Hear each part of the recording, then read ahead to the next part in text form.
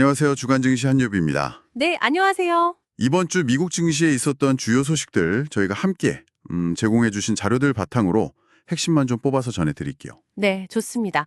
이번 주는 겉보기엔 좀 훈풍이 부는 듯 했지만, 속을 들여다보면 여러 가지 좀 생각해 볼 지점들이 있었습니다. 그렇죠. 주요 지수부터 개별 종목, 그리고 채권이나 원자재 시장의 신호까지 중요한 내용들 같이 짚어보겠습니다. 네.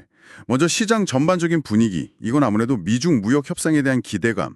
그리고 또 연준이 금리를 동결할 거라는 전망 덕분에 나쁘지 않았죠. 네, 맞아요. S&P 500 지수는 주간 기준으로 1.5% 올라서 5,686.68포인트, 기술주 중심의 나스닥 종합지수도 똑같이 1.5% 상승해서 17,977.73포인트로 마감했고요. 네. S&P 500은 보니까 11개 전 섹터가 다 올랐다고 하더라고요. 맞습니다. 전반적으로는 긍정적인 흐름이었는데, 근데 다우존스 지수는 0.2% 상승에 그쳐서 41,317.43포인트로 마감한 점, 이건 좀 눈여겨볼 만합니다.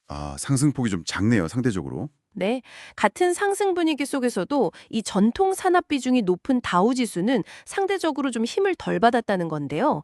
이게 뭐랄까, 시장 참여자들이 느끼는 온도 차이가 있다?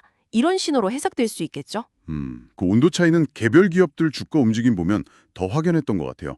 예를 들어서 그 워렌 버핏 회장이 연말에 CEO 자리에서 물러난다. 이 소식이 딱 전해지니까 버크셔 해서웨이 BRKA 주가는 5.1%나 빠졌어요. 네, 그렇죠. 역시 리더십 변화는 상당히 큰 변수네요. 네. 그리고 또 정책 리스크도 있었잖아요. 맞습니다. 트럼프 전 대통령이 그 해외 제작 영화에 100% 관세를 매길 수도 있다, 이런 발언을 하니까 바로 넷플릭스랑 파라마운트 글로벌 주가가 각각 1.9%, 1.6% 하락했어요. 이게 아직 현실화된 건 아닌데도 그렇죠. 그렇죠.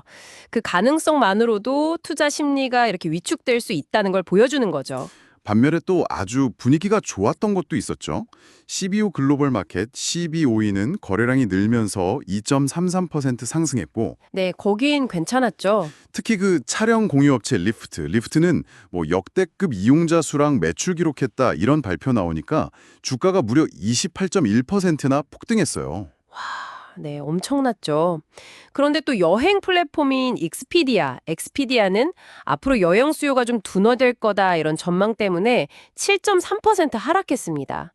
리프트와는 완전 정반대 상황인 거죠. 그러네요. 네, 이렇게 같은 소비 시장을 대상으로 하더라도 이 세부 업종이나 기업별 실적 전망에 따라서 주가가 극명하게 엇갈리는 모습이 나타났습니다. 참 개별 주식들은 이렇게 제각각 움직였는데 그러면 시장 전체의 큰 그림, 특히 미래 경기에 대한 전망을 읽을 수 있다는 그 채권 시장 분위기는 어땠는지 이게 좀 궁금하네요. 네, 채권 시장은 주식 시장의 이런 낙관론과는 조금 다른 신호를 보냈습니다. 그래요? 네, 연준의 금리 동결 전망에도 불묘하고 10년 만기 국채 금리는 주 후반에 4.37%까지 상승 마감했어요. 오히려 올랐군요. 네, 단기 금리인 3개월물 이게 4.34%, 또 2년물 금리가 3.87%로 비교적 안정적이었던 것과는 좀 대조적이죠. 인플레이션에 대한 경계 심리가 여전하다 이런 해석이 가능합니다. 그럼 더 주목할 만한 점은 없었나요? 채권 쪽에서? 중요한 건 역시 장기 금리가 단기 금리보다 낮은 소위 장단기 금리 역전 현상. 이게 계속되고 있다는 점입니다. 그 역전 현상? 네, 채권 시장 참여자들이 먼 미래의 경제 성장이 좀 둔화돼서 중앙은행이 결국 금리를 내릴 거다 이렇게 예상하기 때문에 이런 현상이 나타나는 건데요. 이건 전통적으로 경기 둔화 가능성을 시사하는 신호로 받아들여지잖아요. 맞아요. 그러니까 주식시장의 단기적인 기대감과는 약간 다른 목소리를 내고 있는 셈이죠. 그렇군요. 주식시장은 우습고 있는데 채권시장은 약간 경고등을 켜고 있다 이렇게 볼 수도 있겠네요. 그럼 다른 자산 시장은 어땠나요? 달러나 금, 유가 이런 것들이요? 네, 이것도 좀 흥미로운 움직임들이 있었는데요. 달러 가치를 보여주는 달러 인덱스 DXY는 주간으로 0.4% 하락했습니다. 달러는 약세였군요. 네, 이건 아무래도 무역 협상 기대감이나 연준 금리 동결 전망의 영향으로 보이고요. 반면에 안전자산으로 꼽히는 금 가격은 온스당 3,299달러까지 오르면서 강세를 보였어요. 금은 오르고. 네, 이건 아마 연전 정책의 불확실성이나 다른 글로벌 리스크에 대비하려는 심리가 좀 반영된 것 같습니다. 그런데 국제 유가는 오히려 내렸다고요.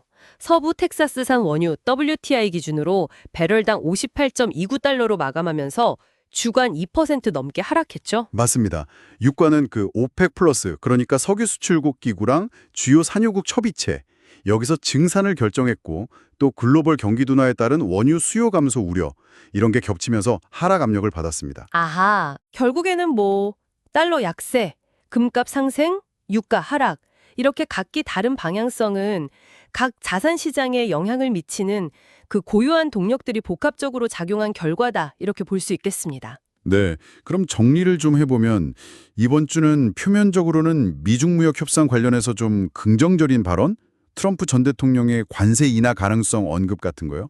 그리고 연준의 금리 동결기조 유지 전망, 이런 게 시장을 좀 끌어올린 것처럼 보였어요. 네, 그렇죠. 겉보기엔 그랬죠. 하지만 그 이면에는 아까 말씀하신 버크셔의 리더십 교체 문제, 또 특정 산업에 대한 정책 우려, 넷플릭스 같은, 그리고 기업들로 실적 희비가 엇갈리고 무엇보다 채권 시장이 보내는 경기 둔화 경고 신호, 이런 게 다 공존했던 한 주였네요. 정확합니다.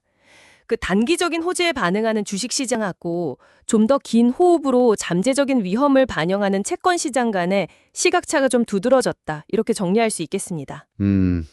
시장이 이런 상반된 신호들 속에서 과연 지금의 이 낙관론이 계속 힘을 받을 수 있을지, 이건 좀 고민이 필요한 시점인 것 같습니다. 네, 그렇죠. 앞으로 발표될 경제 지표나 기업 실적들이 이런 기대감을 좀 확인시켜 줄지, 아니면 오히려 채권 시장의 우려를 현실화하는 방향으로 작용할지 계속 지켜봐야겠죠. 당신은 이 엇갈리는 신호들 중에서 지금 가장 주목해야 할 부분이 무엇이라고